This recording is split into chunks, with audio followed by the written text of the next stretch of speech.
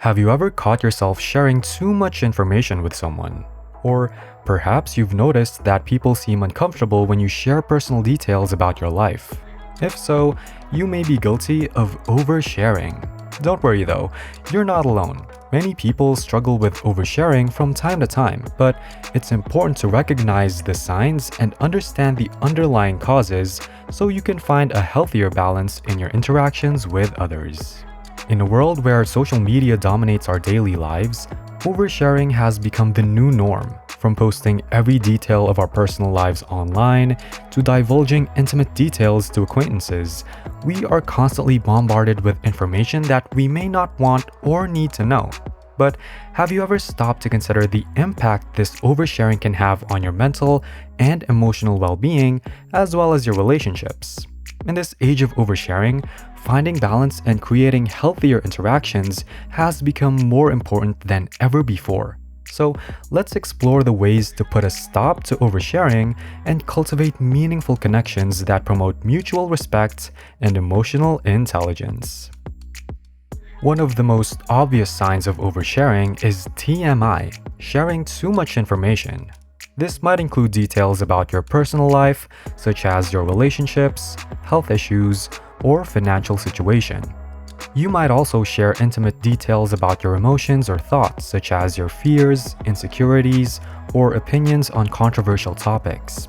While sharing some personal information can be appropriate in certain contexts, oversharing can make others feel uncomfortable or overwhelmed.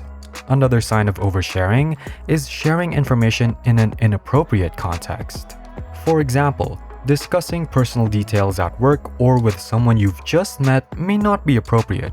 Similarly, sharing too much information on social media can be seen as oversharing, as it may not be relevant or appropriate for your audience. Lastly, oversharing can involve giving unwanted advice or opinions. While you may have good intentions, giving unsolicited advice or opinions can be seen as intrusive and disrespectful.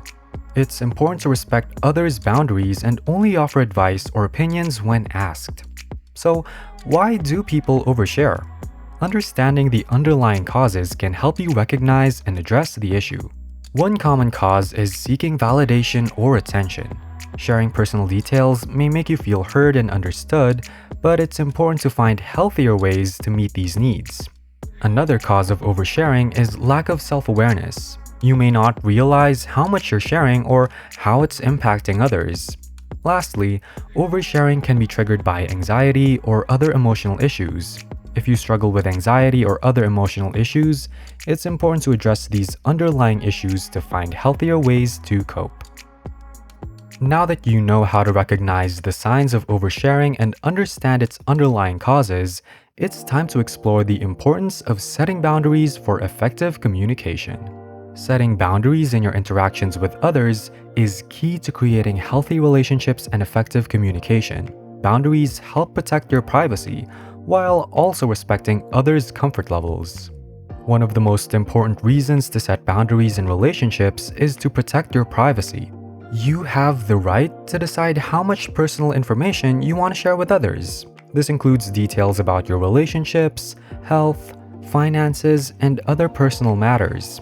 Setting boundaries around what you're willing to share allows you to protect your privacy and ensure that others respect your boundaries.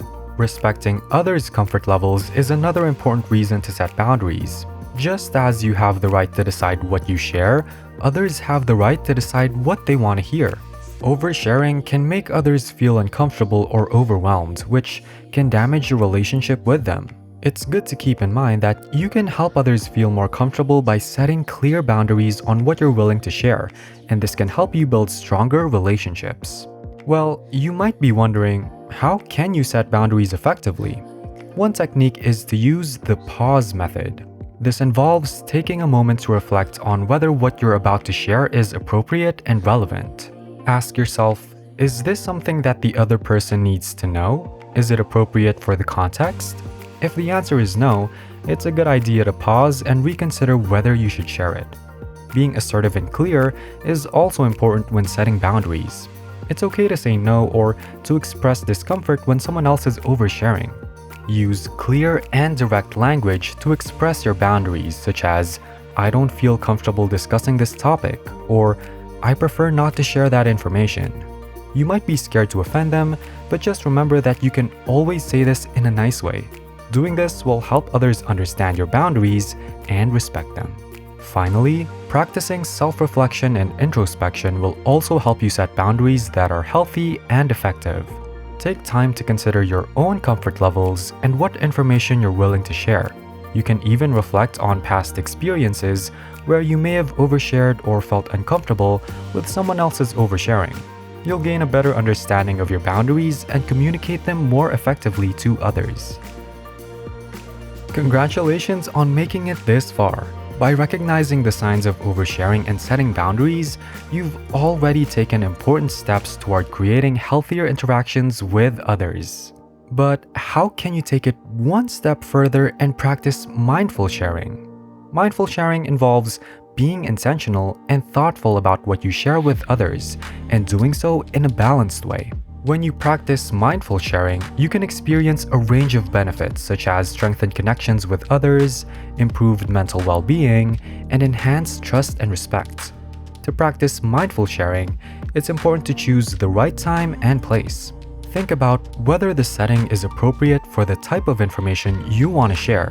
Is it a private or public setting? Is the timing right?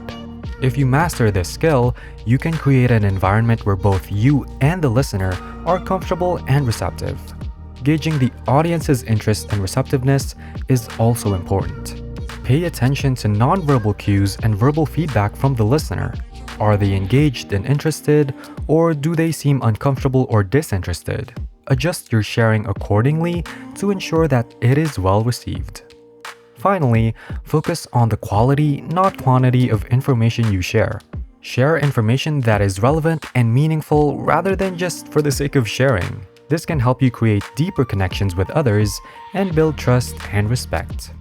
If you're looking to improve your interpersonal skills, boost your confidence, and enhance your ability to connect with others, you should read The Charisma Myth by Olivia Fox Cabane. You'll learn how you can develop your charisma and improve your social skills.